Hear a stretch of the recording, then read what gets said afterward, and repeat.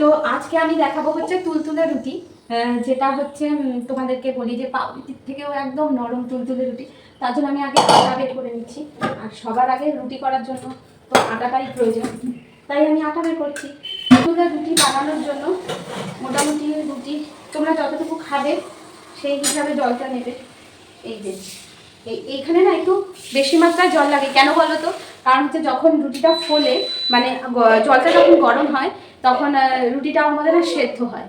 সেদ্ধ হলে এই জন্য এখানে একটু জলটা একটু বেশি লাগে। আর কীভাবে করছি তোমাদের আমি সেটাই দেখাচ্ছি। দেখো এই জলটা এবার ঢেকে দেবো। দেখো জল কিন্তু টকবক করে ফুটছে। আচ্ছা, গরম জল কিন্তু যত তুমি ফোটাবে তত কিন্তু নিচে আটাটা লেগে যাওয়ার সম্ভাবনা থাকে। তো প্রথম প্রথম যারা এরকম গরম জলে মানে আটা মাখতে চাইছো, আমি তাদেরকে বলবো তারা হিটটাকে পুরোপুরি বন্ধ করে দিয়ে তারপরে আটাটা দেবে, দিয়ে তারপরে স্পুন দিয়ে নাড়িয়ে নাড়িয়ে দেখবে যতক্ষণ না এটা টাইট হচ্ছে তার মধ্যে আটাটা দিতে থাকবে। আর এখানে জলটা যেহেতু ফুটছে, ফুটন্ত অবস্থায় মানে নিচে যদি আগুন জ্বলছে তখন যদি আটাটা দিয়ে করে তাহলে একদম লো হিটে করবে, করে মানে তাড়াতাড়ি করে নাড়াতে হবে যাতে নিচে কড়াইতে লেগে না যায়। ঠিক আছে, এইভাবেই করতে হবে। আর এই রকম আটা মানে মাখলে একটা সুবিধা তোমার কি হচ্ছে, আমি তোমাদের বলি, তোমাদের আর কখনও বাটার, ঘি, তেল এইসব দিয়ে মানে পরোটা করার প্রয়োজন হবে না।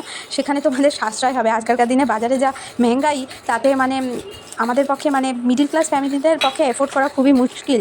তো সেই কারণে তোমাদেরকে এরকমভাবে নাড়িয়ে নাড়িয়ে দেখতে হবে এটা কতক্ষণ মানে শক্ত। যতক্ষণ দেখবে এটা গায়ে গায়ে একটু আঙুল দিয়ে দেখে নেবে, আর হাতে যদি না লাগে ততক্ষণ তাহলে মানে এটা আর আটাটা লাগছে না।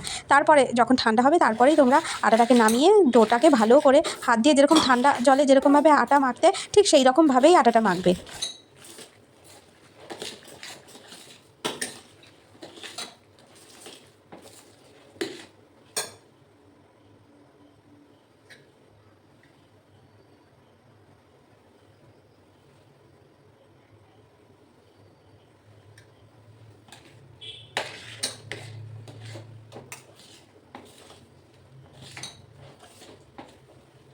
সত্যি তোমাদের সঙ্গে একটু গল্প করে নিই। দুদিন আগে আমার শরীরটা সত্যি মানে খারাপ ছিল না বলবো, একটু অসুবিধা ছিল।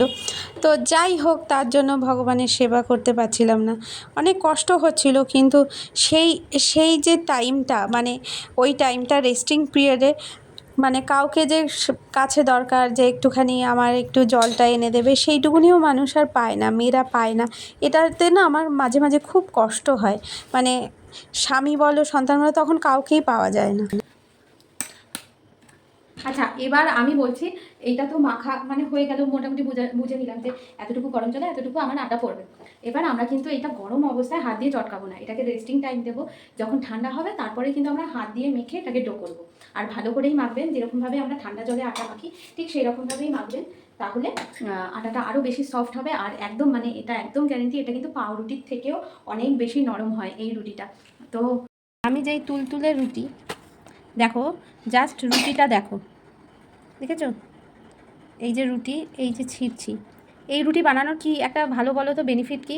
তোমাকে এই রুটি বানালে ঘি মানে মাখন কিছু দেওয়ার প্রয়োজন নেই। তুমি এমনিতেই তোমার শুধু শুধু মনে হবে এই রুটি খাই। দেখেছো কতটা নরম, এই দেখো কতটা সফট। এই রুটি খেলে তোমাকে ঘি, বাটার, মাখন, পরোটা মানে কিছু লাগানোর প্রয়োজনই নেই। ভীষণ সফট। আর বাচ্চারা তো খুব ইজিলি খাবে এটা।